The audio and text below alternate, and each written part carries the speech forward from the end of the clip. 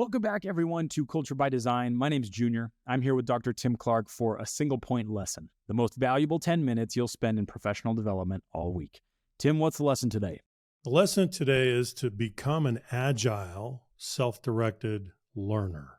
Carl Rogers said, "I have come to feel that the only learning which significantly influences behavior is self-discovered." What a quote. Tim, what do you think about that? Well, it really is true that learning ultimately is experiential, and it's a personal experience. You can be taught, but you may not learn, right? Those are very, very different things. We're going to dig into that in this single point lesson, but I think that's a good point of departure here. A couple words in that quote that stand out to me. The first is only. Most people use that word, at least that are as smart as Carl Rogers, they use it sparingly. I have come to feel that the only learning. And then the second word is significantly. So the only learning which significantly influences behavior is self-discovered. We should pay attention if someone like Carl Rogers is as confident as he is in saying something like that. So one of the distinctions that we need to make is that there are two types of learning. There's self-directed learning, there's environment-directed learning. And today we're saying become an agile, self-directed learner. So we're not talking about the environment-directed education and learning. We're talking about self-directed by choice as opposed to by requirement. Let me mention something here because let's go back to the word agile. Agile means two things. It means, number one, that you can change direction quickly. Number two, it means that you can accelerate quickly. So you can change direction and you can accelerate quickly. That's what this means. And you're doing it in a self-directed way. You are guiding yourself where you're going and how fast you're going. The reason that we're focusing on self-directed learning is because we feel that it's much more important, just as Rogers does. Your success, in our opinion, will be determined by whether or not you pitch your tent in the first type of learning we talked about, self-directed. Alice Moore Hubbard, here's a quote for you. "Teaching is successful only as it causes people to think for themselves." Tim, you added this one. What do you think about it? Well, it goes right back to what Carl Rogers said, right? Teaching is successful only as it causes people to think for themselves. So it goes back to being self-directed. That's the entire focus and thrust of this, is that it's got to be self-directed for it to be significant, for it to last, for it to have the impact that we're hoping for. So what's a characteristic of our lives that is common across everyone? That there's a change curve. And this change curve is the way that we describe the rate at which things change. And we talked about this in the long form episode not long ago. It's the dynamism of our environment. And over time, what has happened to this change curve? It's increased. It's become steeper. And in large measure due to technological advancement. And so in order to succeed, especially in today's environment, it's been true always, but your rate of learning must be at or above that change curve, that rate of change. And that's how we would describe learning agility. That's exactly right. So this is a diagnostic question that you can all ask yourselves. Am I learning at or above the speed of change? Anything less than that will put you into an obsolescence cycle. And then you'll have a different set of consequences and a lack of opportunity as you take that path. So just think about where you are right now. Are you learning at or above the speed of change? And the speed of change is different for each of us, depending on where we are and what we do, the nature of our work. For some organizations, that change curve might be terribly steep. They're in the bleeding edge of some piece of technology. And that cycle of obsolescence is in weeks, not months or years.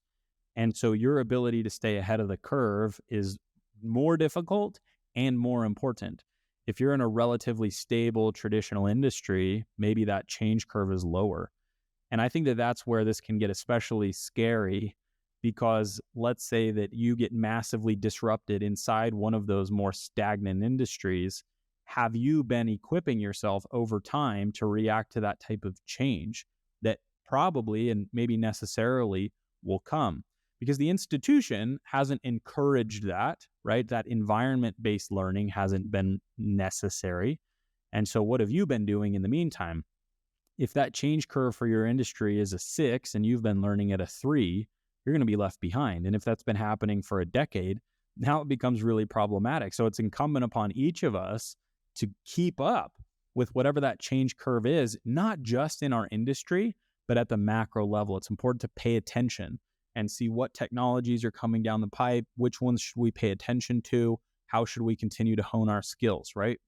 That's right, Junior. It goes back to the distinction that you made at the beginning. Are we self-directed in our learning efforts, or are we driven, guided, brought along by the environment, right? That fundamental distinction makes all the difference in the world, because ultimately it's our choice whether we're hibernating or accelerating.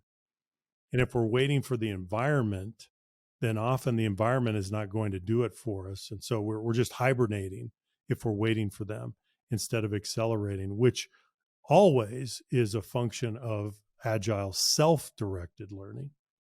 So here's an example for you. Artificial intelligence. You've been hearing a lot about this, I'm sure, everyone. But over the last several months, our team has had to adapt to this shifting landscape. And it hasn't been imposed upon us, but we've taken it upon ourselves to take a real look at this and integrate it into our work. And so if the change curve for our team was at a 7 before, it's at 9 right now. Our learning has had to fundamentally change. And so what infrastructure, I think about this institutionally for LeaderFactor, what infrastructure existed inside our organization to equip people to make the most of this change in our landscape, AI? Nothing. There was nothing formal. There was certainly nothing topic specific because it didn't exist. We didn't have a workshop. No, there's no Right? workshop. So every individual had to go out and learn what was necessary to stay afloat and learn what was important, learn what was not important, and adapt accordingly. Well, Junior, just as a personal example, in recent days, ChatGPT and Bard have become my new learning companions. It's amazing because these tools have an ability to gather and synthesize information much faster than I can. So on certain topics and in certain ways, they give me a head start. They can catapult me forward. They can do a lot of the groundwork that I used to do manually myself before. And so I've started to incorporate these tools. But as you said, I had to be self-directed in figuring that out. Well, and you think about it, they're the worst they're ever going to be, and they're pretty good. Yeah, that's right. So the biggest barrier to learning today, especially in light of AI, is not access, it's motivation.